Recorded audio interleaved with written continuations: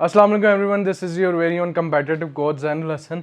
और आज हम ऐसा टॉपिक करेंगे whether you are competing for UPSC, BPSC, CSS, PMS, CCE, कोई भी एग्ज़ाम लो जो डिस्क्रिप्टिव नेचर का हो और कम्पिटिटिव भी हो, उसके अंदर ये टॉपिक नॉन नेगोशिएबल है इस बार, ठीक है। And I will make this detail lecture once and for all, ताकि आपका current affairs, Pak affairs, international relations, political science, SA के अंदर ये टॉपिक आ जाता है। तो you guys can manoeuvre it very easily because I have made very comprehensive notes जिसके अंदर कॉजेज, कॉन्टेक्स्ट, आपके challenges, impacts, remedies, peace process, Pakistan as sole mediator कैसे एक्ट किया, रीसेंट पीस निगोशिएशंस क्या थी, इस्लामाबाद मेमोरेंडम के पॉइंट्स क्या थे, स्टार्ट कहाँ से हुआ, कॉन्फ्लिक्ट मैप क्या था, कॉम्बैट स्ट्रैटेजी क्या थी, एवरीथिंग आई हैव कवर्ड। इसके बदले कमेंट करो, लाइक करो, सब्सक्राइब करो and share it with anyone who is preparing for such a mammoth of an exam.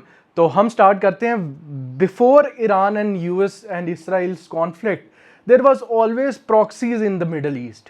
Proxy का वर्ड आपने हर न्यूज़ चैनल में पढ़ा होगा, सॉरी न्यूज़पेपर में पढ़ा होगा, न्यूज़ चैनल से सुना होगा।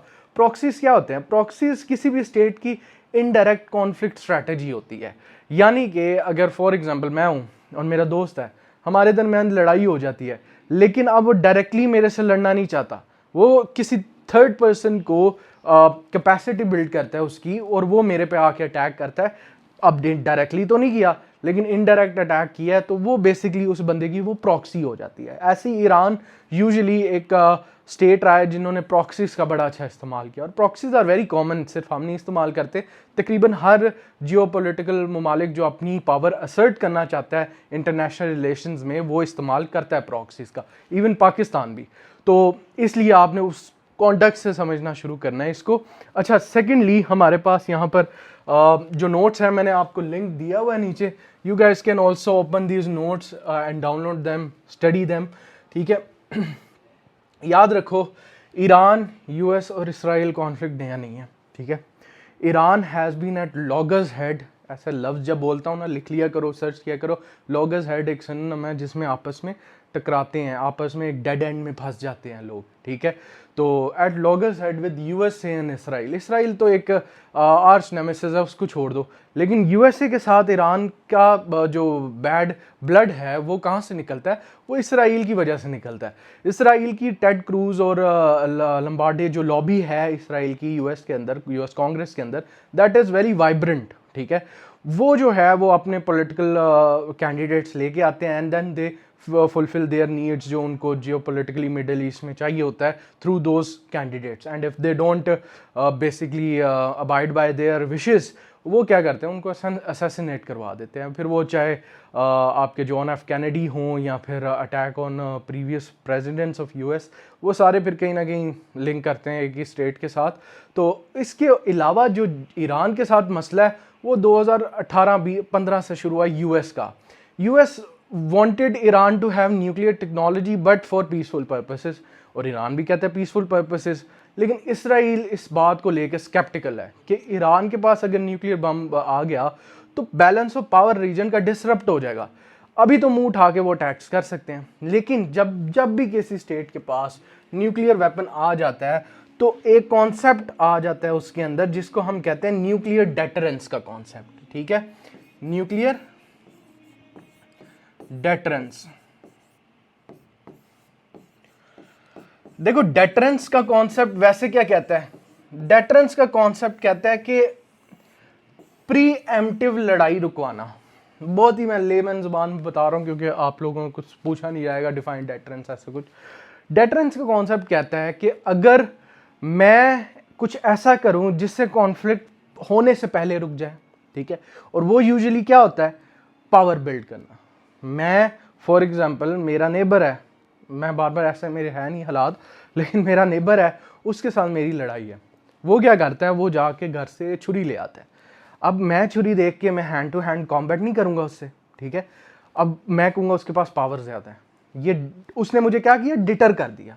डिटर, प्रीएम्प्टिवली रोक दिया अटैक करने से, मैं रुक गया। लेकिन अब मैंने डेटरेंस स्टेबल करनी है तो मैं भी छुरी लेता हूँ। अब क्या होता है? हमारे पास बोथ हैव नाइफ। अब एक दूसरे का पता है यार इसके पास भी है, इसके पास भी, आप लड़ेंगे नहीं। वो जाके पिस्टल ले आता है, वो जाके गन ले आता है। अब मेरे पास नाइफ है, वो लॉन्ग रेंज से मुझे शूट कर देगा, डेटरेंस इम्बैलेंस होगी। वो अटैक कर सकता है, मैं नहीं कर सकता, मैं जाके फिर गन ले आऊँगा। तो इसको आर्मामेंट का कॉन्सेप्ट भी कहते हैं। हम करते रहते वेपनाइजेशन। एक टाइम आता है जब कॉन्फ्लिक्ट जो है अल्टीमेटली वो पॉसिबल हो जाता है, क्योंकि हमारे पास वेपनरी पड़ी होती है। In case of Pakistan and India में न्यूक्लियर डेटरेंस सबसे बड़ी और अच्छी मिसाल है पूरी दुनिया में। देखो, आपको याद है 1948 की वॉर जो कश्मीर पे हुई थी पाकिस्तान की, 1965 की वॉर, 1971 की वॉर, ठीक है। ये सारी वॉर्स पता क्या है, ये फुल स्केल वॉर्स थी, यानी कि दोनों की फुल मिलिट्री इंडल्ज थी, एयर, वाटर या फिर बाय लैंड, सारी फुल स्केल वॉर थी, ठीक है। अब जब से पाकिस्तान एक एटमी ममालिक बना है 1998 से ऑनवर्ड्स, मुझे बताओ कोई फुल स्केल वॉर हुई है बिटवीन दीज टू नेशंस?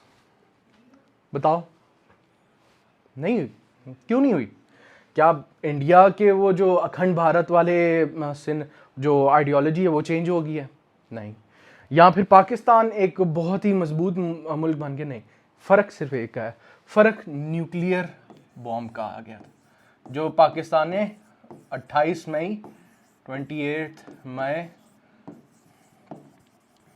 1998 को हासिल किया था। अब क्या होता है, अब दोनों स्टेट्स के पास है न्यूक्लियर बॉम्ब्स। उनको पता है फुल स्केल वॉर में अगर गए एंड इट बिकम्स न्यूक्लियर, तब क्या होगा? मैड क्या होता है?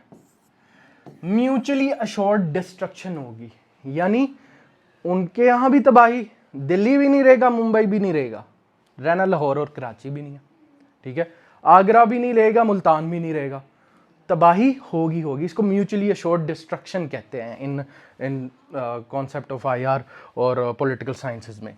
तो इस वजह से अब फुल स्केल वॉर नहीं होती। अब क्या होता है, अब छोटी छोटी मजाक होते हैं, ठीक है। ऑपरेशन सिंदूर कर दिया, 11 जगह स्ट्राइक्स कर दी सिविलियन बिल्डिंग्स पे। पाकिस्तान ने बुनियानुल मरसूस कर दिया, 8 जहाज गिरा के उन्होंने भी स्ट्राइक्स कर दी मिलिट्री इंस्टॉलमेंट्स पे। Similarly Uri attack, parliament attack, proxy attacks. Direct conflict नहीं होगा बड़ा, क्यों? न्यूक्लियर डेटरेंस है हमारे पास। अब ये जो न्यूक्लियर डेटरेंस की आइडियोलॉजी है, ये ईरान इस्टेब्लिश करना चाहता है। ईरान कहता है कि भाई ये समझ लो जो मिडिल ईस्ट खत्ते के इंडिया और पाकिस्तान है, वो ईरान और इसराइल है। अब ईरान जो है वो इस्टेब्लिश करना चाहता है nuclear deterrence with Israel. Israel को 1967 में अनडिक्लेयर्ड न्यूक्लियर स्टेट बना दिया था यूएस ने, ठीक है। अब इसराइल के पास है, इसलिए वो धड़ल्ले से किसी पे भी जंग कर रहा होता है, ह्यूमैनिटेरियन क्राइसिस कर रहा होता है, सारी चीज़ें, तो वो है। अब ईरान का तब से एक ही मकसद है, जब से रेवोल्यूशन हुई है ईरान के अंदर 75 वाली, तब से लेकर अब तक उनका एक ही मकसद है, to get a hands on nuclear bomb. अब न्यूक्लियर बॉम्ब मिल गया, फिर क्या होगा? फिर भाई इसराइल की हेजेमनी खत्म हो जाएगी। फिर ये जो मुंह उठा के कहीं भी लेबनान में घुस जाना, सीरिया के गोलन हाइट्स को कब्जा कर लेना, वेस्ट बैंक की पॉपुलेशन को रीसेटल करना, गाजा के ऊपर जेनोसाइड करना, और प्रीटेक्स्ट फजूल हुतीज हैं जी, और उसके बाद हमास का है, ये ठीक है, लेकिन प्रोपोर्शनल रिस्पॉन्सेज होते हैं। ये नहीं कि वो मेरे 10 सोल्जर्स वो मेरे मारे, मैं उधर जाके 100 बच्चे शहीद कर दूँ। This is not how it works, ठीक है। जस्ट वॉर का कॉन्सेप्ट जुडाइज्म में भी कहीं ना कहीं लिखा होगा, लेकिन हु केयर्स, दे थिंक गोलम यानी non Jews should die and their children should be raped. तो वो तो अपनी आइडियोलॉजी से जी रहे हैं। खैर, ये है सारा कॉन्टेक्स्ट इसका।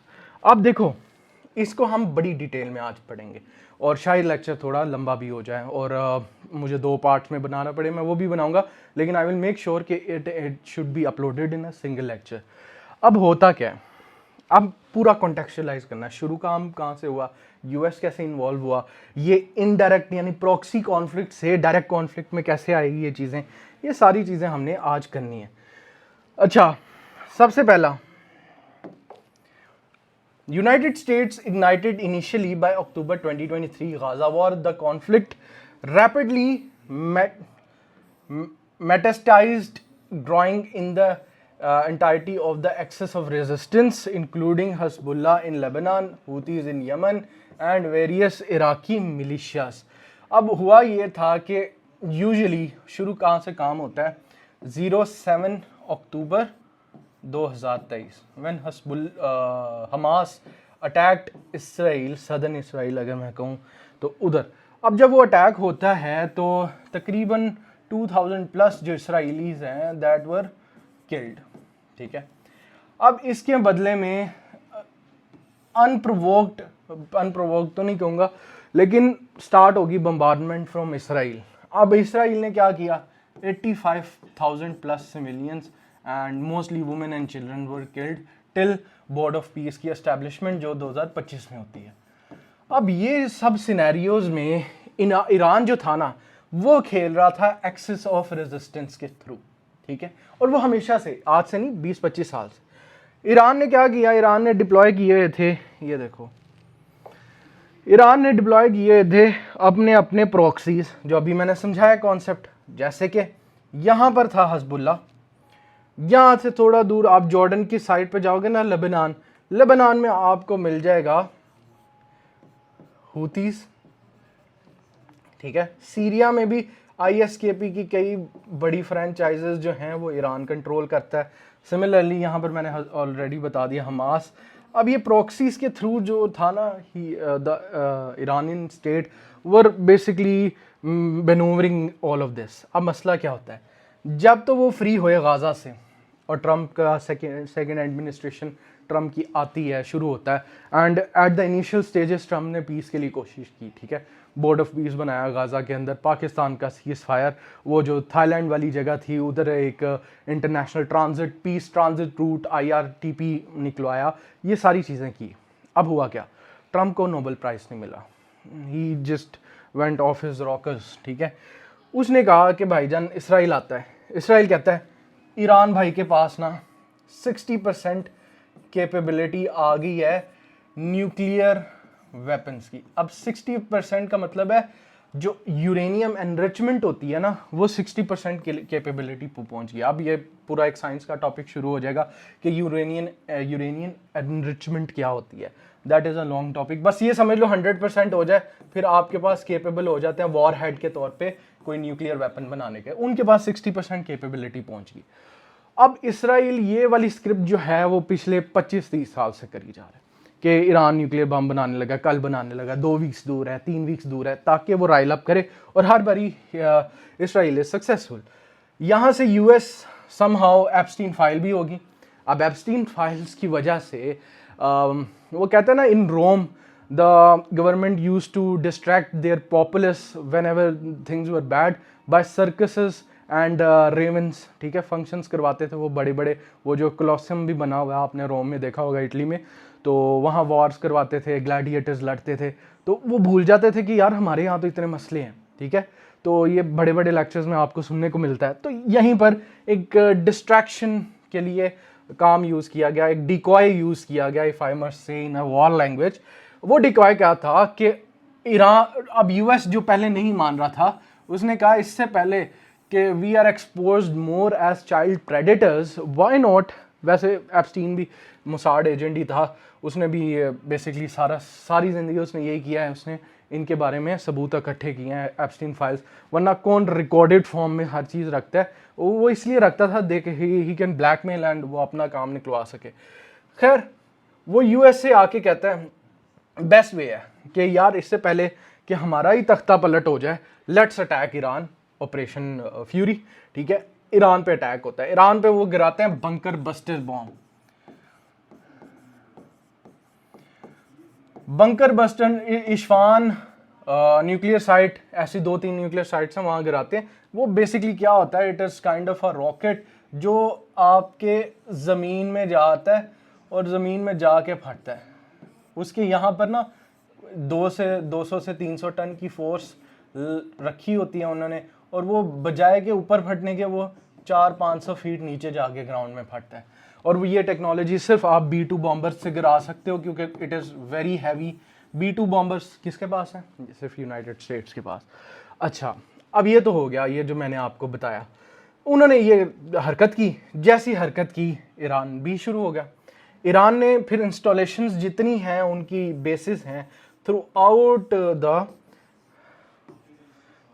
द मिडल ईस्ट, उसको अटैक किया। ईरान का मकसद कैजुअलिटीज़ नहीं था, ईरान का मकसद ज़्यादा इसराइली मानना नहीं था, ना ही ज़्यादा अमेरिकन मानना था।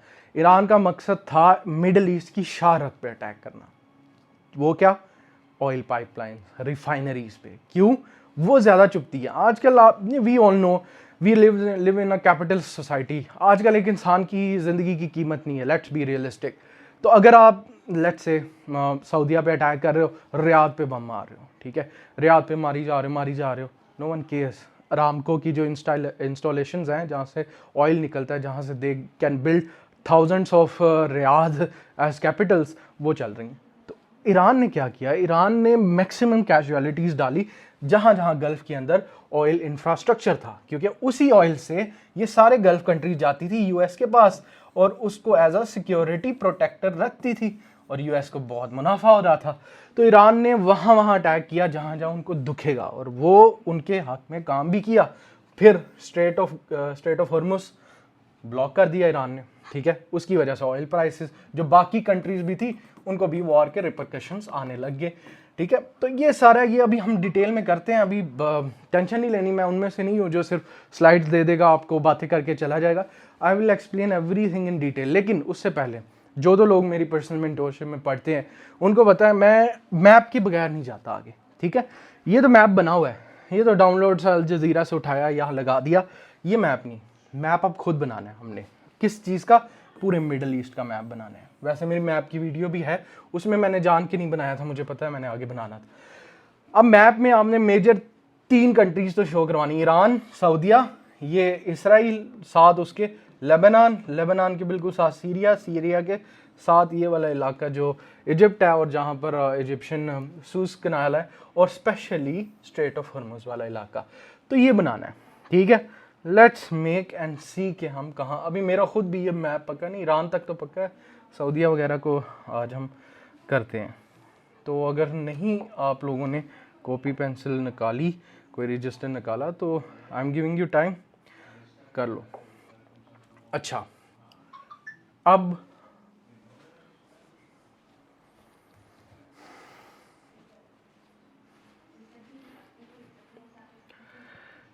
हम बनाएंगे मिडल ईस्ट।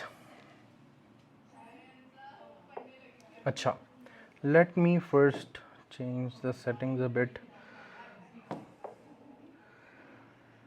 मैं चाह रहा हूँ हम बैकग्राउंड ब्लैक कर लें, ताकि आज नए कलर से बनाएंगे।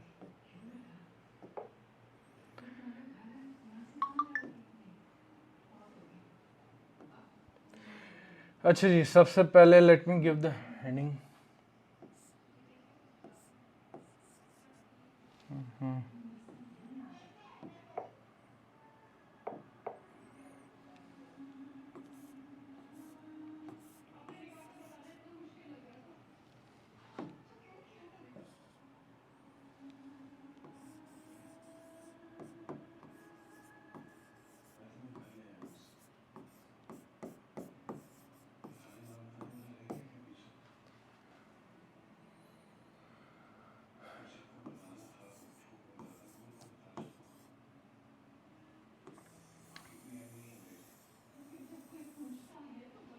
Middle east war. अब आओ हम बनाते हैं वाइट से।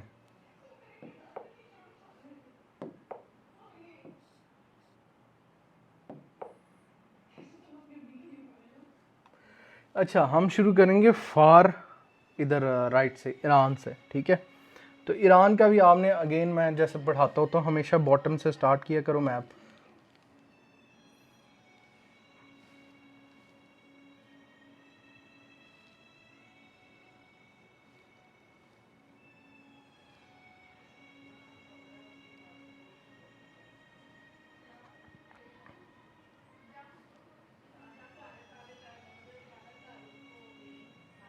साथ साथ बनाओ।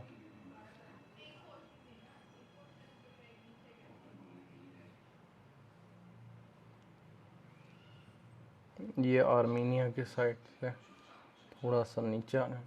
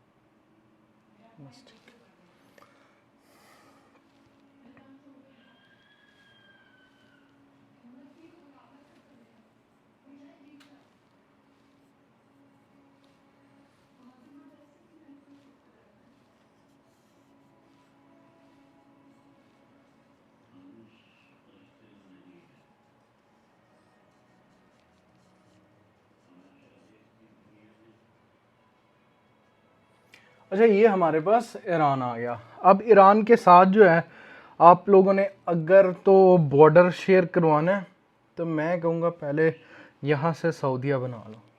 ये जो है ना, ये कर्व, ये स्ट्रेट ऑफ हॉर्मुज का कर्व है, तो जो सऊदीया है ना वो ऐसे यहाँ से हॉर्न शुरू होगा।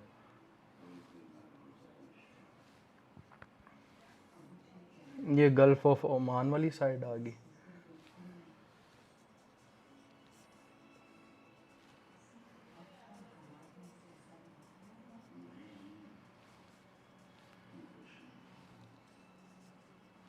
ये बिल्कुल आपने ना सीधा आ जाना है यहाँ से, एंड आफ्टर अ वाइल फिर आपने ऊपर को ले जाना है।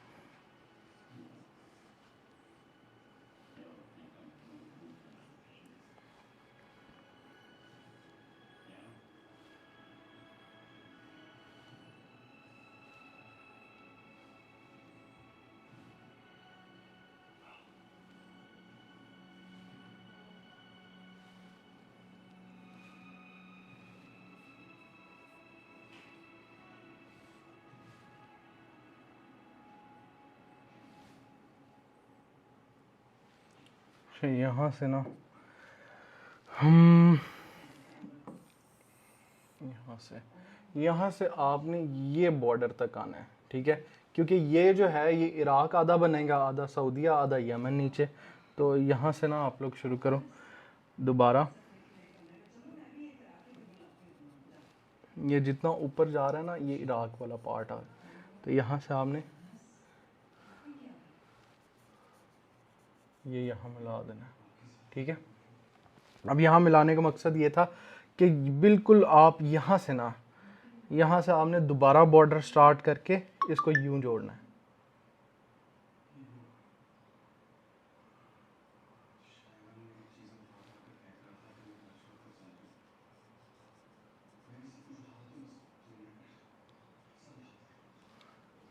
ठीक है, ये जो है आपके पास पर्शियन गल्फ आ जाएगा और वो जो वाटरवेज हैं वो आ जाएंगे, ठीक है। I hope we can colour this as well, तो वो भी देखते हैं अभी।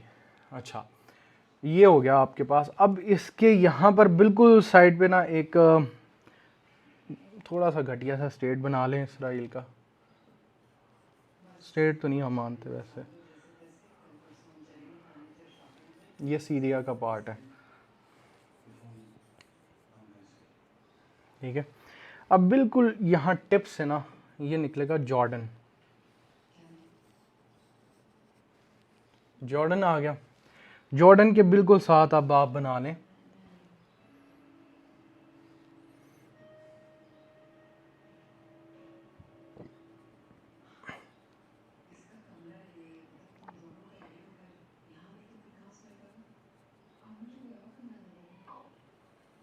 ये इसराइल है, इसको ये इधर बना लें, ये गल्फ है और यहाँ पर। अच्छा, this is more than enough as far as Middle East is concerned. अब आपने मार्किंग्स करनी है मुल्कों की। कलर चेंज कर लेते हैं हम, लेट्स गो विद रेड। आप सबसे पहले तो यहाँ से इराक थोड़ा सा बना दें,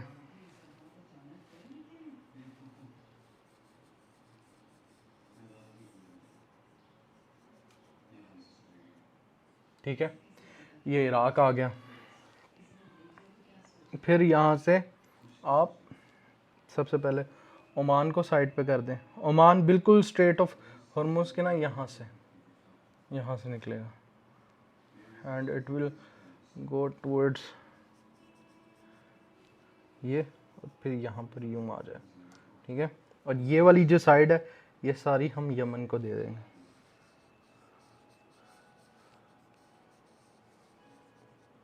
ठीक है। ये हो गया।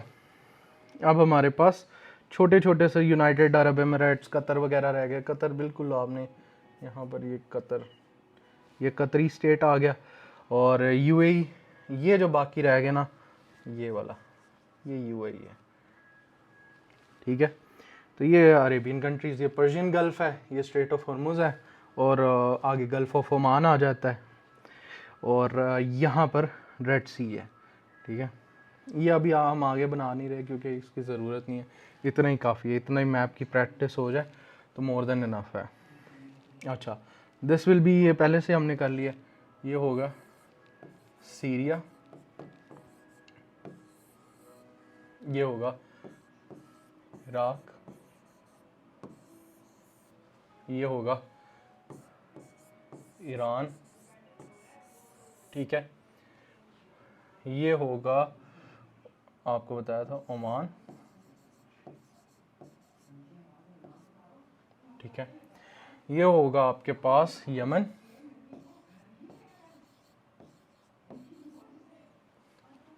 ये होगा यूएई, ये होगा कतर, ठीक है।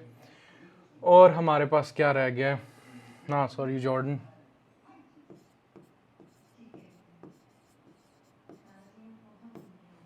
ठीक है। एंड देन वी हैव, अल्लाह भला करे,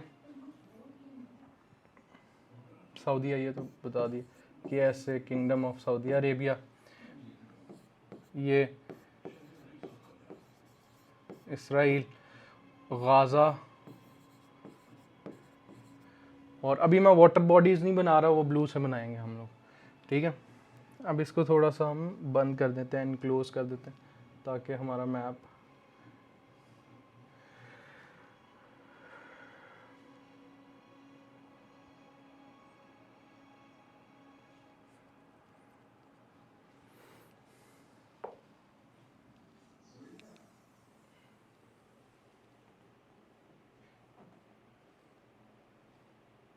ठीक है।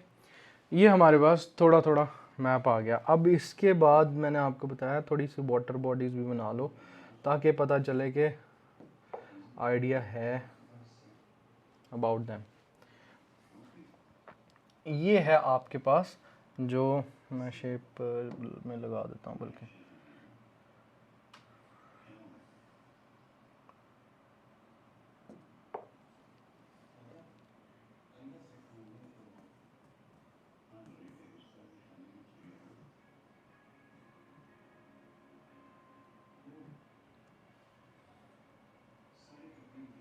ये है आपके पास straight of Hormuz,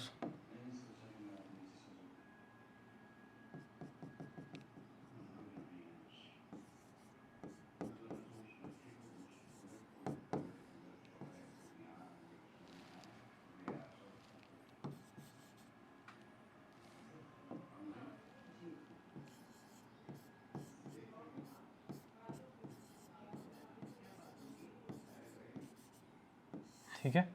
straight of Hormuz यहाँ पर आ गया, यहाँ पर रेड सी है,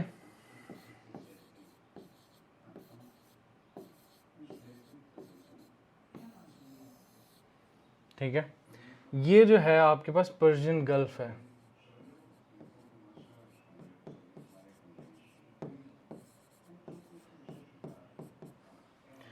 यहाँ पर आपके पास गल्फ ऑफ ओमान,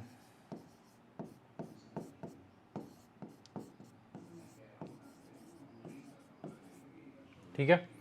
तो ये सारा तकरीबन हमारे पास मिडल ईस्ट आ गया, मिडल ईस्टर्न वॉर्स। आगे भी आप लगा सकते हो कि कहाँ पर क्या चीज़ें हैं, तो तेहरान यहाँ पर आएगा, यहाँ से आपको आगे इराक का बगदाद यहाँ मिल जाएगा, सीरिया यहाँ पर है। अब थोड़ी थोड़ी प्रॉक्सीज़ भी अगर लगानी हो तो आप यहाँ लगा सकते, लेकिन एज़ फार एज कंसर्न ये वाला मैप है आपके पास। अच्छा, अब मैप बना लिया, क्योंकि करंट अफेयर्स, पाकिस्तान अफेयर्स के अंदर अगर कोई पेपर आपके पास आता है तो उसके अंदर मैप हाईली इंपॉर्टेंट है। At the end of the day it is an competitive exam and we want to score more, ठीक है। तो यहाँ पर जब हमारे पास ये आ गया, then we will go towards our notes. अब हमने मेहनत कर लिया, कॉन्टेक्स्ट बना लिया, अब ज़रा नोट्स वाला काम कर लेते हैं। तकरीबन यही बना, अगर स्टेट्स निकाल दें तो इतनी अच्छी ड्राइंग नहीं है, लेकिन बस ज़रूरत के मुताबिक है। अब straight the shift from proxy warfare to direct confrontation, ये मैंने उस दिन भी बताया था। पहले चलती थी शैडो वार। पहले क्या होता था कि जितने भी however the deterrence paradigms that historically contain this violence collapsed completely in 24। पहले होता था हमास के थ्रू या फिर हूतीस के थ्रू इसराइल को कंटेन रखा जाता था थ्रू ईरान। अब क्या हुआ, ईरान अक्टूबर 7 होता है, अक्टूबर 7 के बाद Hamas is completely eradicated from Gaza. अब वो हूतीस पे आ रहा है लेबनान में, ताकि वो भी प्रॉक्सी टूट जाए, जो रिसेंटली लेबनान के अंदर अटैक्स चल रहे हैं और ईरान इसलिए उनका कर रहा है, पहली चीज़। और स्टार्ट कहाँ से है, कैटलिस्ट, कैटलिस्ट का मतलब स्टार्ट है, ये सबसे पहला मतलब कह लो आप लोग कि the main point where this whole thing started वो था 12 day war between US and others. 12 day war का मतलब है जून 13 से 24 तक, अगर आपको याद हो, यूनाइटेड स्टेट्स अटैक्ड ईरान और इसराइल के थ्रू स्ट्राइक्स की थी। क्यों? वही जो मैंने ऊपर बात बताई थी, क्योंकि according to International Atomic Energy Agency, जिसको IAEA कहते हैं, जब जॉइंट एक्शन प्लान मैंने बताया था ना हुआ था, जबकि उनको कहा था कि ठीक है पीसफुल पर्पसेस के लिए आप न्यूक्लियर एनर्जी यूज़ कर लें, उस दौरान जब चीज़ें हुई थी तो ये कहा गया था कि जी ये जो बंदे हैं ना इस एजेंसी के, इंटरनेशनल एटॉमिक एनर्जी एजेंसी, ये ईरान के अंदर रहेंगे and they will also manoeuvre the process. उन्होंने बताया कि ईरान हैड अमेस्ड इनफ 60% एनरिचमेंट और वो करीब पहुंच रहा है, तो इसलिए उन्होंने ऑपरेशन ये 12 डे वॉर शुरू की, स्ट्राइक्स लॉन्च की, ताकि हम ईरान को कंटेन कर लें। कंटेन हुआ नहीं, उल्टा ईरान ने भी वापस स्ट्राइक बैक किया। फिर आना पड़ा इसराइल के बाबा को, यूएस को। ठीक है, इसराइल के जब बाबा आते हैं, ठीक है, अब पता नहीं ये लेक्चर डिलीट ना हो जाए, ऑपरेशन एपिक फ्यूरी होता है, the 2026 climax, consequently the USA and Israel launched operation fury and operation roaring line on Feb 28, 2026। ये डेट्स याद रखनी है, ये डेट्स MCQs में पूछ लेते हैं। ऑपरेशन एपिक फ्यूरी कब हुआ, रोरिंग लाइन कब हुआ, तो वो हुआ Feb 28, 2026 को। ठीक है, अब इसके अंदर 2000 स्ट्राइक्स की गई अक्रॉस ईरान। ये वो ऑपरेशन है जिसमें रिटेलिएट किया था ईरान ने भी बहुत ज़्यादा। Feb 28 को शुरू हुआ 2026, ईरान ने भी रिटेलिएट किया। ईरान का रिस्पॉन्स क्या था? अब असैसिनेट कौन हुआ था? Ayatollah Ali Khamenei, the supreme leader who could have been saved, लेकिन उनकी अपनी विश थी कि if I was going to be assassinated. और ये बाय द वे ये बहुत बड़ा कैटलिस्ट बना था। जब आपकी लीडर्स ऐसी कुर्बानी देती है ना, तो आवाम फिर सब चीज़ें सह जाती है। जब लीडर ही 50 गाड़ियों के प्रोटोकॉल में हो तो आवाम फिर बाइक पे बैठना भी नहीं सहती। ठीक है, वो भी कहेगी कि स्टेट की गलती है। ईरान ने रिस्पॉन्स किया, एन अनप्रेसिडेंटेड हॉरिजॉन्टल एस्केलेशन। कैसे? ईरान ने रेदर देन फोकसिंग ऑन, जैसे 2000 स्ट्राइक्स की हैं, ईरान भी करता यूएस में, या फिर यूएस तो पहुंच नहीं सकते, लेकिन एट इसराइल ईरान ने क्या किया, GCC जितनी गल्फ कंट्रीज के एनर्जी इंफ्रास्ट्रक्चर है, ये कोई नहीं बताता। मैंने कितनी वीडियोस देखी हैं, मेंटोर्स पढ़ा रहे हैं, वो कहते हैं जी ईरान ने रिटेलिएट लोगों को मारने के लिए नहीं किया।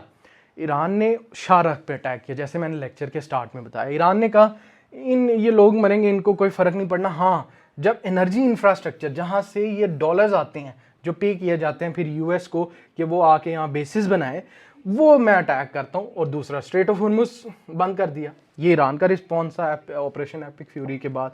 The dawn of the Islamabad peace process face with the prospect of endless war. फिर पाकिस्तान आता है, मीडिएट करते ही आगे पढ़ेंगे हम। Pakistan alongside Qatar emerge as the primary broker for culminating in the historic Islamabad memorandum of understanding in June, जो आजकल sign हो चुका है। ठीक है, तो ये है ओवरऑल CSS एनालिटिकल फ्रेमवर्क। वो बताया, आपने सारी डायमेंशन समझ के पेपर में जाना है, क्योंकि जब याद करो मैं अटैम्प्ट दे रहा था जब ये यूक्रेन और रशियन वॉर हुई थी, यकीन मानो 4 सब्जेक्ट अक्रॉस पूछा गई थी। Pakistan affairs, current affairs, IR के पेपर 1 पेपर 2 में अलग-अलग डायमेंशन पे, ऐसे भी इसका चांसेस से आ जाए। तो जब भी ऐसी कोई इतना बड़ा मेगा इवेंट होता है ना दुनिया का, फिर उसको आपने बड़े होलिस्टिकली तैयार करना होता है। ऐसा नहीं है कि सिर्फ कर लो। अब हिस्टोरिकल पर्सपेक्टिव्स हम पढ़ते हैं। हिस्टोरिकल पर्सपेक्टिव के अंदर शुरू कहाँ से होना है? रेवोल्यूशन से। जब ईरान में 1979 की रेवोल्यूशन आती है, क्योंकि उसके बाद पहले तो pro US pro Israeli government होती है शाह की, जो आजकल भी शाह रज़ा पहलवी जो है वापस आने की बातें कर रहा है, तो शाह साहब की हुकूमत होती है। जो शाह साहब होते हैं वो बहुत ही नरम दिल होते हैं towards USA and Israel of course, लेकिन यहाँ पर प्रो इस्लामिक यानी प्रो अहले तशही रेवोल्यूशन जो आ जाती है ईरान के अंदर, ठीक है, 1979 में, तब शिफ्ट हो जाता है। Arab Soviet influence and Arab nationalism, ये दोनों यूएस के लिए बहुत बड़ी पावर्स बन जाती हैं। लेकिन ideological pivot led the foundation for decades of hostility utilising anti zionism as a unifying mechanism, ठीक है। और अरब और सुन्नी भी, ये जो सऊदिया और इनका डिवाइड है, ये भी तब से ही शुरू होता है। अब ये काफ़ी हद तक सप्रेस हो गया, लेकिन पहले बहुत ज़्यादा था। Strategic rivalry versus ideological enmity, इसका क्या मतलब है? देखो, स्ट्रेटेजिक राइवलरी का मतलब है कि ऑलरेडी जो मिडिल ईस्ट था ना, वो एक ऐसा इलाका था जहां पर कोई एक यूनिपोलर फोर्स नहीं थी। लफ्ज़ों पे गौर करना है, एक यूनिपोलर फोर्स, इसका क्या मतलब है? यूनिपोलर फोर्स का मतलब होता है जैसे कि अगर मैं नॉर्दर्न हेमिस्फीयर की बात करूं, मैं को एक बता दो जो ये डिक्टेट करते हैं यहाँ पर कैसे काम होगा, ट्रेड से लेकर सिक्योरिटी तक। आप नॉर्दर्न हेमिस्फीयर देखोगे, आप देखोगे अलास्का, कनाडा, ग्रीनलैंड, नीचे आओगे फिर देखोगे कि अच्छा यहाँ पर पोर्टो रिको है, क्यूबा है, ये चीज़ें हैं। साउथ अमेरिका में आओगे, आप कहोगे सर यहाँ तो यूएस ही दिखता है। यूनिपोलर फोर्स, मिडिल ईस्ट में ऐसी यूनिपोलर फोर्स कभी थी नहीं, तो वो स्ट्रेटेजिक राइवलरी हमेशा से रही। आइडियोलॉजिकल एनिमिटी, अब यहाँ पर मैंने ना काफ़ी हेडिंग्स के अंदर मैंने बहुत authentic references, magazines, historians, contemporary political scientist के कोट्स डाले, और वो मैंने ब्लू में हाईलाइट भी किए हुए हैं। आपने जब नोट्स बनाने हैं, शॉर्ट नोट्स बनाने हैं, उनको लाजमी उतारना है। क्यों? क्योंकि वही चीज़ें सब्सटेंशिएट करती हैं, एविडेंसेस प्रोवाइड करते हैं। अगर सवाल आ जाए empirically diagnose Iran US war and suggest remedial measures और how could it be averted, तो आपने वही नहीं बातें नहीं लिखनी, साथ साथ लिखना है कि मेंशन करना है। अब जैसे यहाँ देखो, अब यहाँ पर हिस्टोरियन ट्राइटा पारसी की मैंने बात की है। In his seminal work treacherous alliances, the secret dealings of Israel, Iran and the United states, ये पूरी बुक का नाम है, ठीक है, यहां तक। argues that the enmity is fundamental a strategic rivalry or regional hegemony rather than purely an ideological or religious clash। यहां पर अनवेलिंग होगी। अनवेलिंग का मतलब है पर्दा उतरेगा, जो रिलीजियस पॉइंट ऑफ व्यू से खाली देखते हैं। देखो, रिलीजियस पॉइंट ऑफ व्यू से कोई चीज़ नहीं होती। मैं कहता हूँ पाकिस्तान अगर कश्मीर में जा रहा है, ठीक है, रिलीजियस उसकी एक न्यूआंस है, लेकिन उसके न्यूआंसेस भी हैं। That is water crisis Pakistan में अवर्ट हो सकता है, जियोपॉलिटिकल लिंक बन सकता है Kashmir is again an interchange of 3 of the biggest powers in South Asia. वो मल्टीपल न्यूआंसेस हैं, तो हम एक में नहीं कर सकते। तो सिमिलरली ये क्लैश भी क्यों फिर एक में दें? तो ये याद रखना आप लोगों ने, हिस्टोरियन ट्रिटा पारसी का ये जो उसकी बुक है, और उसने क्या कहा था उसमें, security dilemma, nuclear threshold dynamics बताया था मैंने। सिक्योरिटी डायलेमा क्या होता है? वही चीज़ जो मैंने अपनी नेबर की एग्जांपल दी थी, उसके पास वेपन आ गया, मेरे पास नहीं है, मैं एक डायलेमा में फंस जाऊंगा यार। अब वो चाहे उसने अपनी सेफ्टी के लिए रखे हों, यूजुअली नेशंस जब भी खरीदती हैं, ब्राह्मोस मिसाइल खरीदा है, वो ये कह के नहीं खरीदा हम अटैक कर देंगे पाकिस्तान पे, उन्होंने जस्टिफाई किया है अगर पाकिस्तान अटैक करता है हम डिफेंड करेंगे, ठीक है। सिमिलरली ये भी एक न्यूक्लियर डेटरेंस इतनी बड़ी कैपेबिलिटी है जो हमने पहले समझाया था, और वो अभी ईरान के पास नहीं है। It is always living in a perpetual nuclear dilemma. जैसे कि as analysed by strategic theorist, Iran's strategy of nuclear hedging, maintaining the latent capacity to build a bomb without actually assembling one, ultimately failed. Instead of providing deterrence, this threshold status triggered the exact primitive military. The Shia revival and the Gulf's bipolar geopolitics.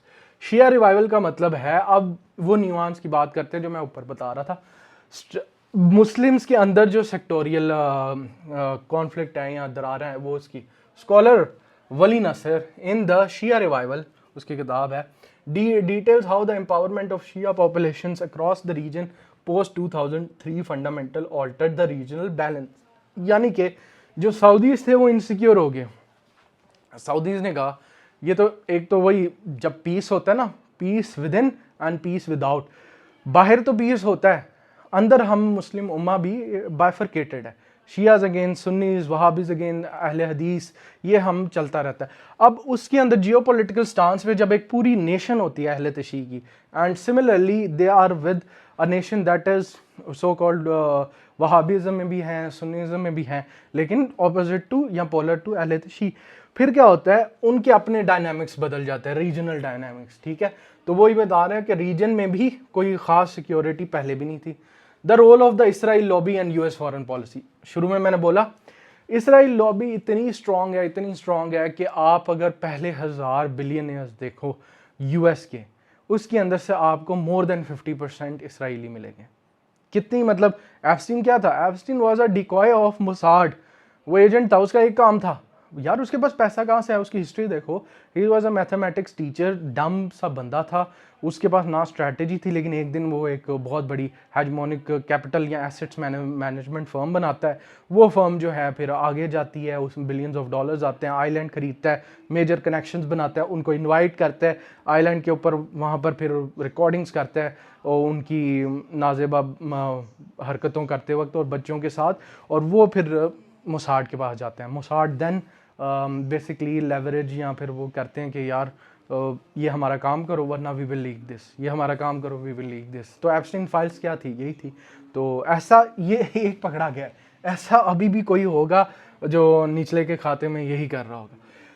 The role of the Israel lobby and US foreign policies, the अनवे में आप यहाँ पर देखो, in the Israel lobby and US foreign policy scholars such as John Mearsheimer और Stephen Walts बहुत ही बड़े नियो रियलिस्ट के आईआर स्कॉलर्स हैं, ठीक है। तो जॉन मर्शिमर तो ऑफेंसिव रियलिज्म इनका कॉन्सेप्ट है और बड़ा जेन्युइन अच्छा कॉन्सेप्ट है। तो ये दोनों कहते हैं कि भाई एक्टिवली जो इसराइली लॉबी है ना, वो कोई ऐसे नहीं है कि बस एक ओपिनियनेटिव फॉर्मेट है जो, नहीं, वो कहते हैं actively stairs US foreign policy in a pro Israel direction, always often overriding broader American strategic interest. अब ये हम नहीं कह रहे, ये नॉट एज अ पाकिस्तानी या सीएसएस मेंटोर मैं कह रहा हूँ, ये कोई न्यूज़ चैनल नहीं कह रहा, ये उनके अपने स्कॉलर्स जॉन मिशमेर और स्टीवन वॉल्ट्स, अपने उनके स्कॉलर्स एमआईटीज में पढ़ाते, वो कहते हैं इसराइल लॉबी एक्टिवली यूएस को प्रो इसराइल बनाती है। यूएस को इस वार में खींचना, zero interest of US, zero, उनको इस वार में खींचना, फिर दुनिया के सामने बेइज्जत भी करवाना। क्यों बेइज्जत, जब ईरान सर्वाइव कर गया, this means the mighty power again for the third time in history has to bow down to a very minute power in comparison to them, ठीक है। पहले वियतनाम, फिर अफगानिस्तान और अब ईरान, ठीक है। ये तीन बड़ी शिकस्तें ऐसी एम्पायर में वो दरारें पड़ती हैं। Applying Mearsheimer's theory of offensive realism, मैंने बताया ये एमसीक्यूज आया हुआ है कि जॉन मिर्शिमर ने कौन सी थ्योरी दी थी। Offensive realism, the US engagement in 2025 and 26 wars against Iran, despite Washington's broader strategic desire to pivot to the Indo-Pacific, ये बताता है कि इसराइल लॉबी कितनी एक्टिव है with in US. Pre 2024 containment policies and the Persian puzzle. पहली चीज, conflict also stems from decades of failed Western policy. The Persian puzzle and the unthinkable analyst Kenneth Pollack chronicles the American struggle to formulate an effective policy towards Tehran. वो कहते हैं ना सिर्फ ये ठीक है जूइश लॉबी है, लेकिन ना सिर्फ ये उनका फ्लॉ है, अमेरिका की अपनी फॉरेन पॉलिसी का भी बहुत बड़ा फ्लॉ है, बहुत बड़ी नेग्लिजेंस है। वो इसको सही कर सकते थे but they didn't. Over the past year pro Israeli हो के Middle East has been burning, ठीक है। वो बर्निंग का उनको अब फ़ायदा पहले होता था कि वो भाग के सिक्योरिटी के पास आते थे और देते थे, अब चेंज हो रहे हैं डायनामिक्स। अब द बिग फोर जो हैं मिडिल ईस्ट के, that is Pakistan, Qatar, Tehran यानी ईरान और लास्टली सऊदी अरब, ये चार का बिग फोर का ट्रायका बन रहा है।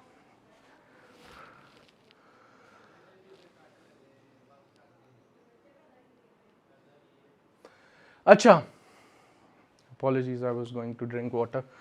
अच्छा, अब अक्टूबर 20, अब कॉजेस, अगर आपसे सिंपल कॉजेस पूछ लिए जाते हैं जो पूछे थे यूक्रेन रशिया वॉर के भी, सीएसएस में भी, पीएमएस में भी, अब आपसे सिंपल कॉजेस पूछ लिए जाते हैं। सबसे पहले तो मैंने बताया अक्टूबर 07 2023 attack by Hamas, Israel and subsequent devastating war in Gaza. ये सबसे पहला इनिशियल कॉज इसलिए बना क्योंकि प्रॉक्सी एक्टिवेशन, प्रॉक्सी पढ़ाई आप देखो, एक लफ्ज़ आपने सीखा उसका कितने एप्लीकेशंस है, हर जगह आ रहा है। अब ये जो प्रॉक्सी थी जो अप्लाई होनी है यहाँ पर, वो कौन सी है? Hamas proxy. Hamas proxy is directly link to Tehran. तो वो एक चीज़ इसराइल ने ब्लेम किया है all of this on Iran. Iran's pursuit to nuclear threshold capability. अब यहाँ पर joint action comprehensive plan of action आया, ठीक है। अब फॉलोइंग द collapse ऑफ, ये खत्म हो गया था, डोनाल्ड ट्रम्प ने खत्म किया था, and the failure of subsequent indirect talks in Oman, Iran steadily increase uranium enrichment by 2025। अब वही चीज़ हम नहीं कहते, international atomic agency association agency commission कहती है, reported that Iran possessed enough 60% enrich nuclear for 9 nuclear warheads, ठीक है। वो था ईरान के पास। अब वो कहते हैं जी हमने डेवस्टेट कर दिया, लेकिन ऐसा कुछ नहीं, अभी भी वो पड़ा हुआ है उनके पास।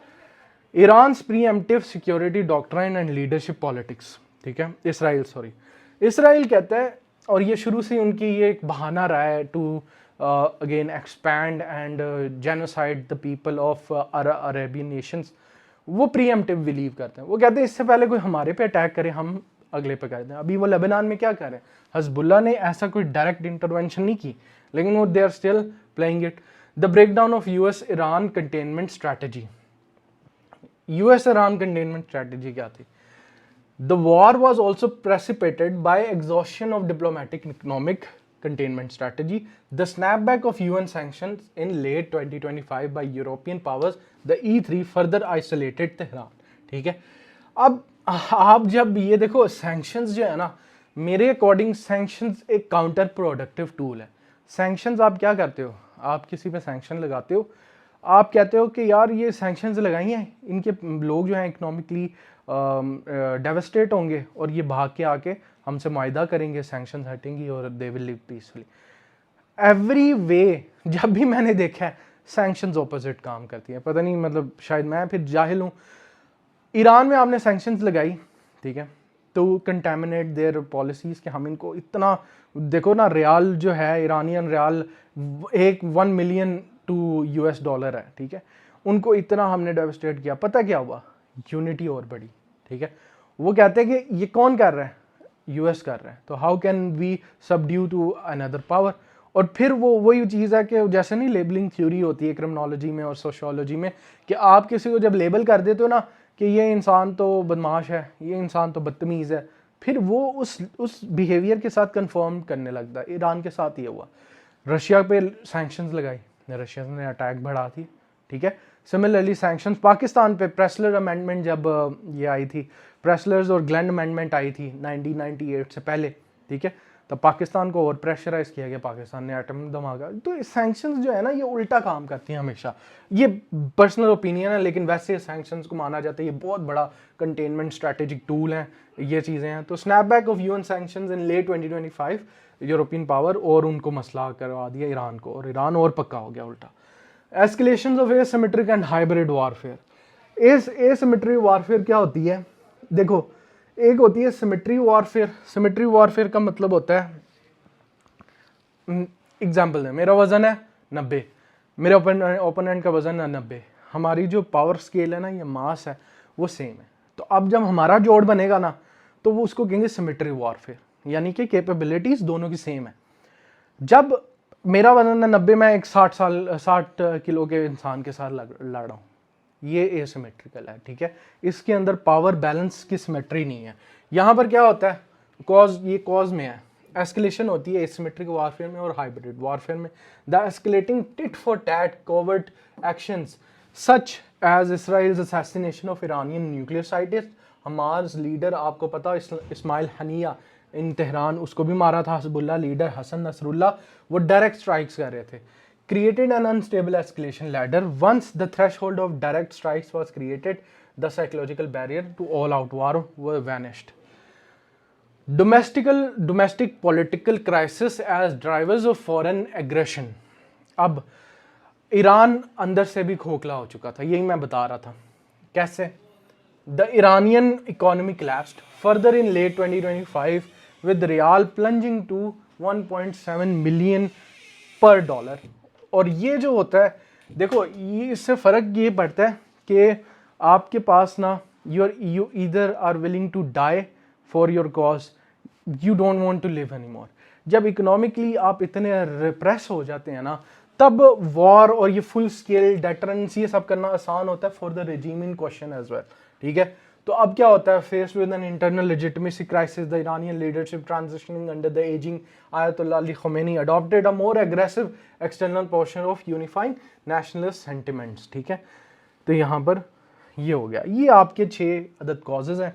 तो यूजुअली कभी भी सवाल जो CSS PMS में आते हैं वो यूनिडायमेंशनल नहीं होते, यानी कि they are usually asked what are the causes of Iran and US war and what bipolar features were used during the war. फिर कोई और आ जाएगा, फीचर्स पूछ लेंगे, करैक्टरिस्टिक्स पूछ लेंगे, पोस्टुलेट्स पूछ लेंगे, प्रिंसिपल्स पूछ लेंगे, और साथ वो पूछ लेंगे पीस प्रोसेस, इस्लामाबाद मेमोरेंडम पूछ लेंगे, और साथ पूछ लेंगे सोल जो diplomatic leadership of Pakistan.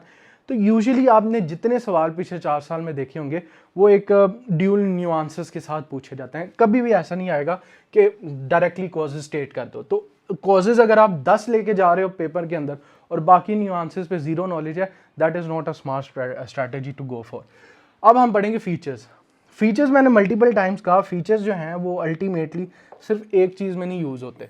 Features, आप फीचर्स भी कह सकते हो, आप सेलिएंट कैरेक्टरिस्टिक्स भी कह सकते हो, ठीक है।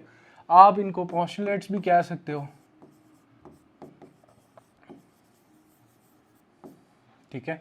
आप इनको सिग्निफिकेंट कैरेक्टरिस्टिक्स भी कह सकते हो। मतलब you can, again cheese same रहेगी लेकिन वो ये चीज़ है, हेडिंग या फिर उसको बताने का तरीका विल बी डिफरेंट। अच्छा, अब इसके अंदर सबसे पहला collapse of the no direct war paradigm. अब चीज़ें होने लगेंगी रिपीट, ठीक है, they will keep on repeating, क्योंकि at the end of the day एक इवेंट है, उस इवेंट को आप जिस भी सांचे में डालते हो लफ्ज़ वही रहेंगे, वाकया वही रहेगा, बस चीज़ें चेंज हो जाएंगी, हेडिंग का तर्ज चेंज हो जाएगा। जैसे collapse of the no direct war paradigm, अब ये क्या, सिमिलर टू प्रॉक्सीज। क्या अब प्रॉक्सीज नहीं चल रही, अब आपस में डायरेक्टली वो लोग लड़ रहे हैं। जैसे सीरिया में था, लेबनान में था, थर्ड पार्टी जिनको टेररिस्ट ऑर्गेनाइजेशन कहते हैं, हम उनको एक्सेस ऑफ रेजिस्टेंस कहते हैं, बाकी लोग उनको फ्रीडम फाइटर्स कहते हैं, वो जो है कोलैप्स हो गया था, अब डायरेक्ट वारफेयर है। Multi dimensional targeting, cyber, nuclear, energy, infrastructure.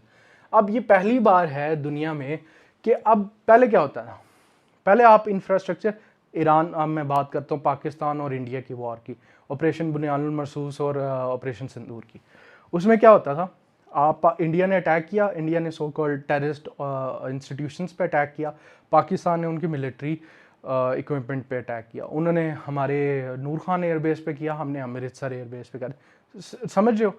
We avoid civilian या एनर्जी या न्यूक्लियर इंफ्रास्ट्रक्चर, और यूजुअली कन्वेंशनल वारफेयर मैकेनिज्म में यही होता है। अब होता क्या, मल्टी डायमेंशनल टारगेटिंग ये पहली बार था।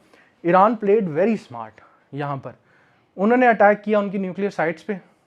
ईरान ने न्यूक्लियर साइट्स, क्योंकि कोऑर्डिनेट्स नहीं है या फिर पता नहीं है इसराइल की है कहाँ है, या फिर USS अब्राहम जो उनकी वॉरशिप्स है उसके ऊपर इसराइल ने अपने रखवाया nuclear, we don't no.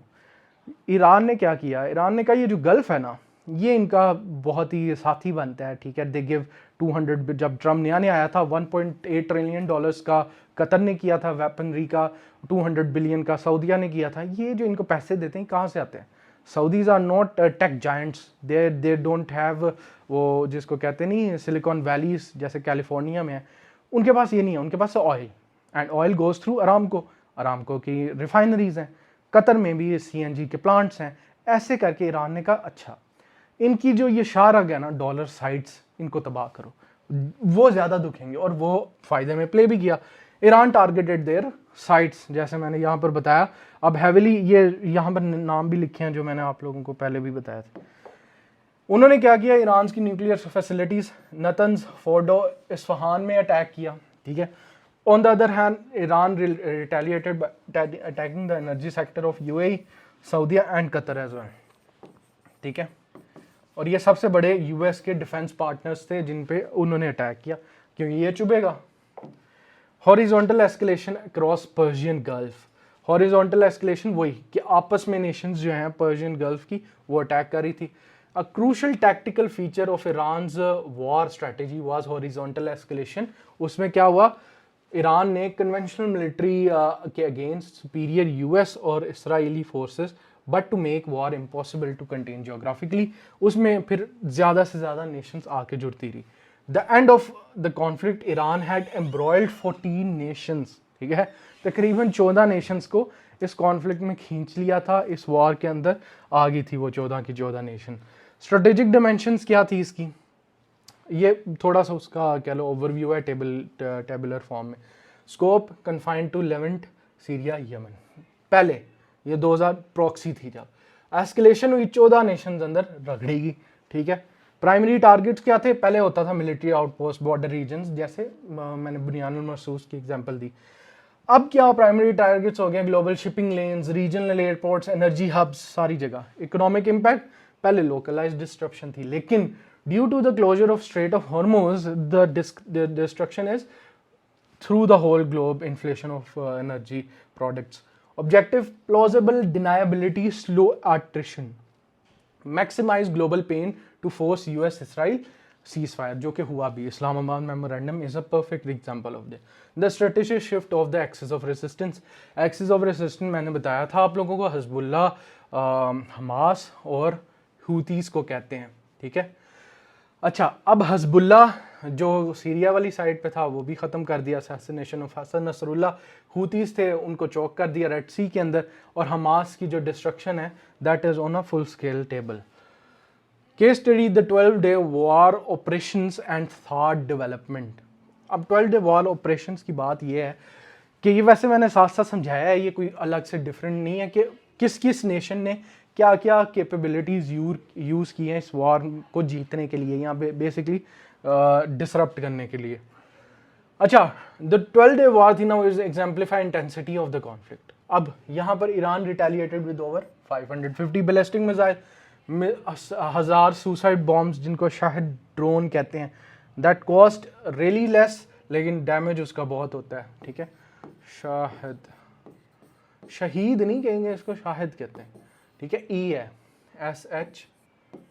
SHAHED. तो ये जो ड्रोन्स थे ये बनाने को तो ये 15 से 20,000 डॉलर, बल्कि इससे भी चीप, ये तो एक एस्टिमेटेड प्राइस है, 20,000 डॉलर है. और जो इसको इंटरसेप्ट करने वाला मिसाइल है that cost between 150 to $1 million, ठीक है, $1 million. तो वही चीज़ है, इसने ना सिर्फ एक वही एसिमेट्रिकल वॉरफेयर की मिसाल रखी, लेकिन it was very effective from Iran side. अच्छा, ये तो ईरानियन साइड है.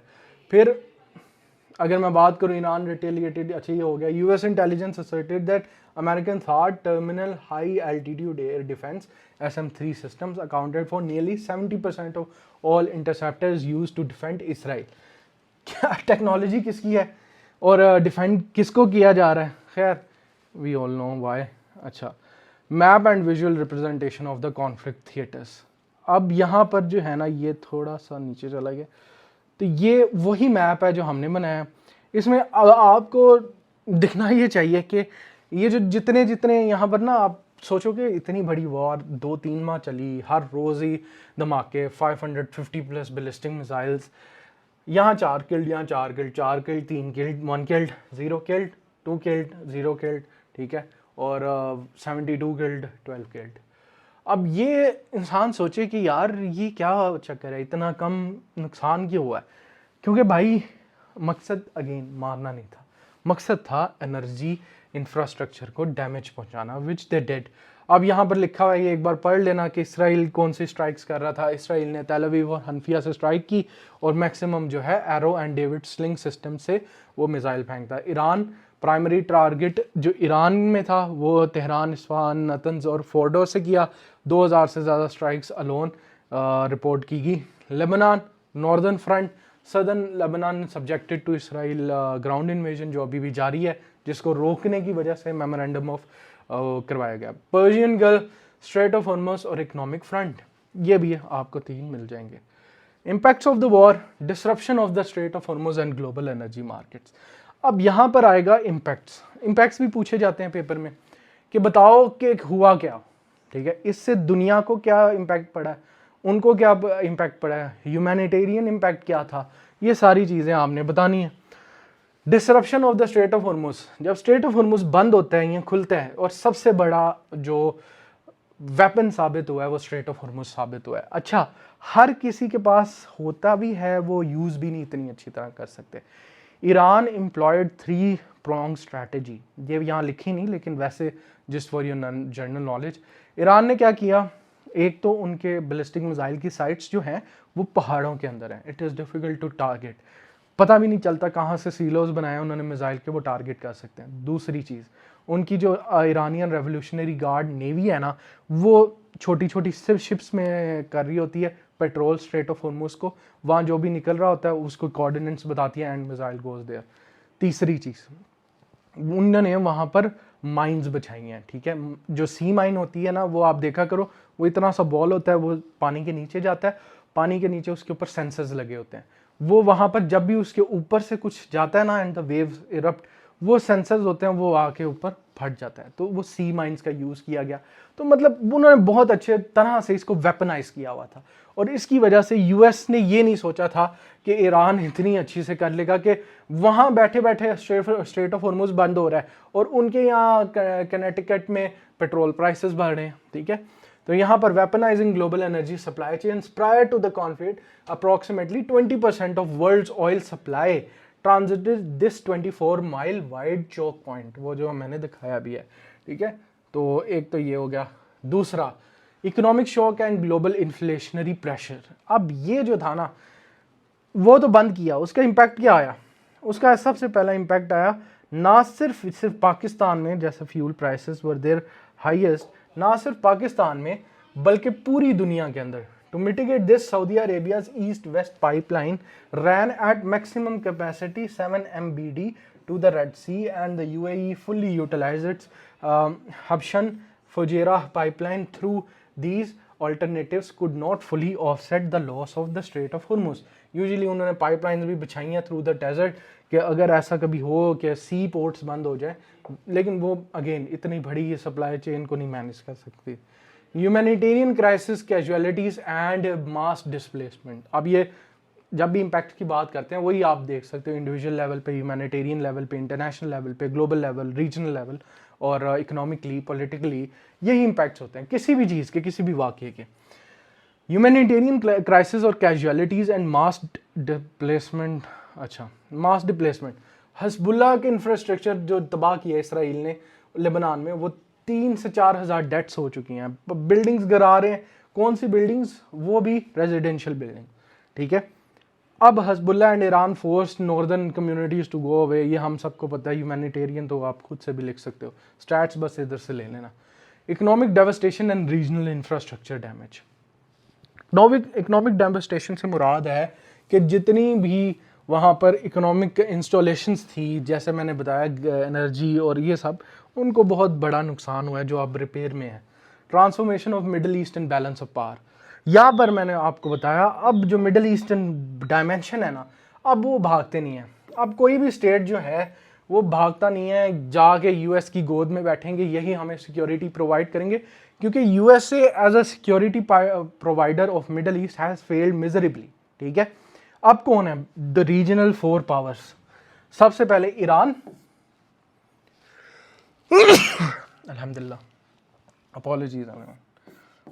अच्छा, ईरान, सऊदीया economic giant, Iran military supremacy, Qatar another economic giant, और पाकिस्तान। रिसेंटली वर्ल्ड मैप ने भी सर्वे के लिए पाकिस्तान को मिडल ईस्ट के अंदर रेफर किया। The threat of nuclear proliferation and NPT violations. अब यही है, देखो, आई डोंट थिंक कि ये सब के बाद भी Iran will be stopped from getting nuclear weapons. It is just what I believe, क्योंकि अब तो उनके लिए उन्होंने ये सब देख लिया है। उन्होंने कहा सोचो अभी हमारे पास न्यूक्लियर वेपन भी होता and the same situation erupted, तो क्या होना था। तो ये मुझे तो लगता है इनको और एम्पावर होना चाहिए इस चीज़ के लिए कि now they have every right to posit this. अच्छा, अब चैलेंजेस क्या थे? यूजुअली अब चैलेंजेस पूछे नहीं जाते, अगेन वही चीज़ें रिपीट होंगी। and we will swiftly move on and cover this as well. वही चीज़ें कैसे अल्हम्दुलिल्लाह pardon challenges in resolving the conflict, क्यों इतना टाइम लगा, क्यों बार बार पीस निगोसिएशन से लोग उठ के जा रहे हैं, table is getting emptied again and again, the side lining of Israel and hard line spoilers. सबसे पहले साइड लाइनिंग ऑफ इसराइल का मतलब है कि पाकिस्तान तो रिकग्नाइज ही नहीं करता, पहली चीज़, ठीक है। हम तो कहते हैं हमारे पासपोर्ट पे लिखा है this passport is valid in every country apart from Israel. अब पाकिस्तान नहीं करता तो पाकिस्तान एज अ मीडिएटर नहीं लाएगा कभी भी। ईरान वैसे ही फेस टू फेस नहीं होना चाहता आफ्टर द स्कूल बॉम्बिंग और एवरीथिंग, तो यूएस रह गया। जब इसराइल को साइड पे किया, इसराइल क्या कर रहा है, हरकतें कर रहा है पीस खराब करने की, लेबनान पे बार बार अटैक कर रहा है। बेन गवीर सबसे उनका जो नेशनल एडवाइज़र है, ये जो बेन गवीर रखा है, जाहिल है वो। ओपनली आप उसकी ट्वीट्स पढ़ें, वो जेनोसाइड प्रमोट कर रहे हैं कि हम एक सोल्जर मरेगा तो हम जो है 10 बच्चे मारेंगे, उनके सोल्जर्स नहीं बच्चे मारेंगे। एनफोर्सिंग डिसआर्मामेंट और nuclear down blending.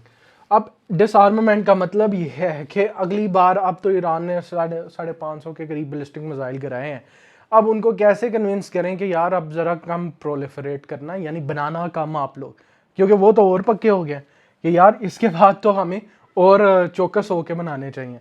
Overcoming domestic political opposition in the US and Iran, ठीक है। अब यूएस के अंदर इतनी बड़ी सतह पे कभी भी लॉबिंग नहीं हुई जितनी इनके अगेंस्ट अब हुई है। हुआ क्या, जब आपने ये कह दिया ना, ठीक है, you came to me and said के जी हम इसराइल को डिफेंड करने मिडल ईस्ट जा रहे हैं,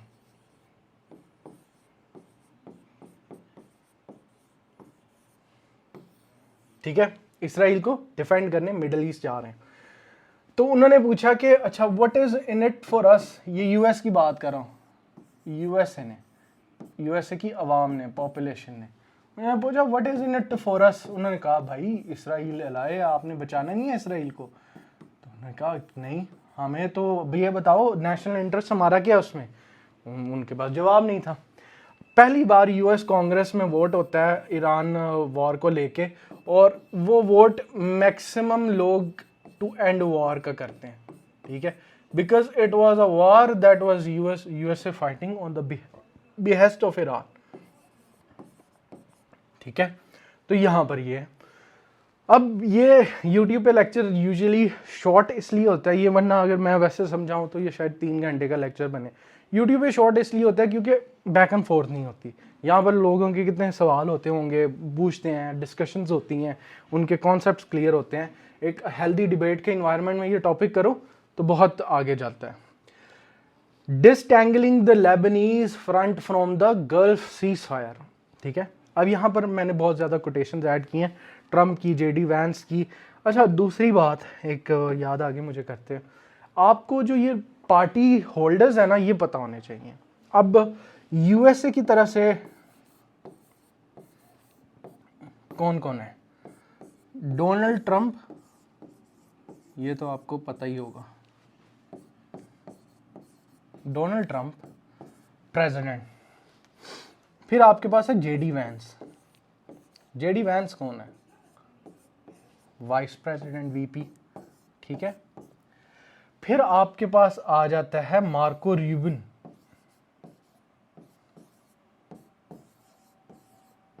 ये कौन है, ये आपका सेक्रेटरी ऑफ स्टेट है, यूएस सेक्रेटरी ऑफ स्टेट, ठीक है। अब ये इधर तक हो गए। इसके अंदर आपको 2-3 और फिगर्स पता होनी चाहिए। और एक है जो निगोशिएशन में भी जाता है, जैरेड कुशनर, जाहिल, ठीक है, एफिनिटी का मालिक है। एफिनिटी एक एसेट मैनेजमेंट कंपनी है जो सऊदीया से इसराइल पैसे भेजती है। खैर ये भी एक लंबा टॉपिक है। जैरेड कुशनर ये भी नेगोशिएटिंग टेबल पे होता है। और इसके साथ एक और साई होता है, पीट हेग्सेथ।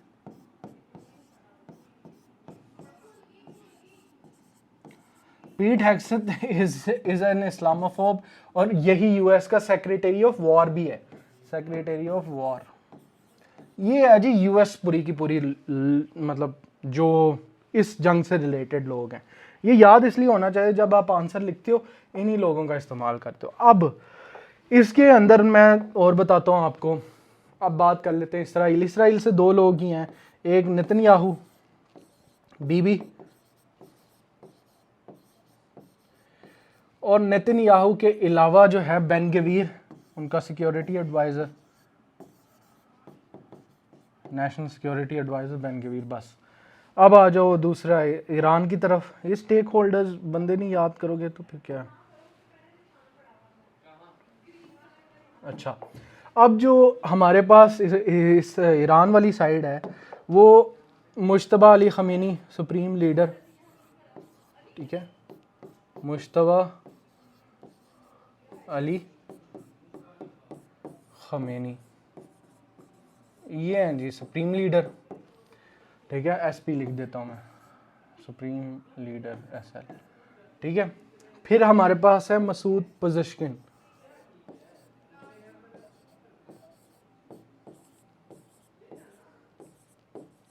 पज़ेश्किन, ये कौन है, प्राइम मिनिस्टर, पीएम है उधर के।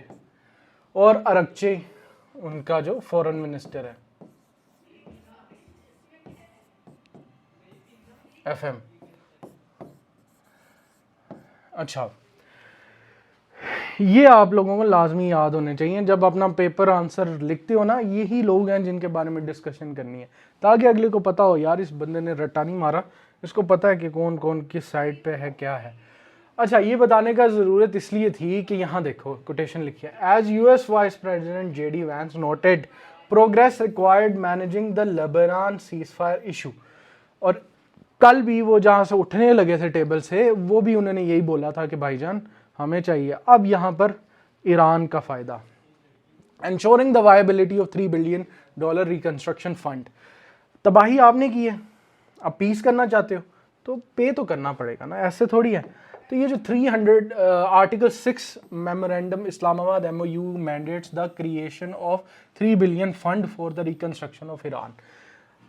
2000 स्ट्राइक्स आपने विद इन वीक और 2 आपने की, ठीक है, ईरान के ऊपर। अब वो जितना भी है, वो स्कूल्स हो, इंफ्रास्ट्रक्चर हो, ब्रिजेस हो, ऐसे तो नहीं पीस हो सकता ना कि आपको कि अब गो मेंड फॉर योर सेल्फ, जैसे ट्रीटी ऑफ वर्साई में ऐसे ही किया था। उसके बाद क्या हुई, वर्ल्ड वार 2। लेकिन वर्ल्ड वार 2 के बाद जो है वो आपने पूरा प्लान लॉन्च किया था, जिसको प्लान का नाम भूल रहा हूँ,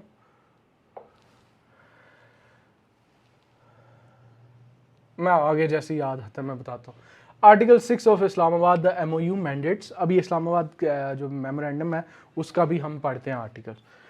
rebuilding trust after decades of institutionalised enmity, trust deficit जो है वो बिल्ड करना ही पड़ेगा दोनों के दरमियान।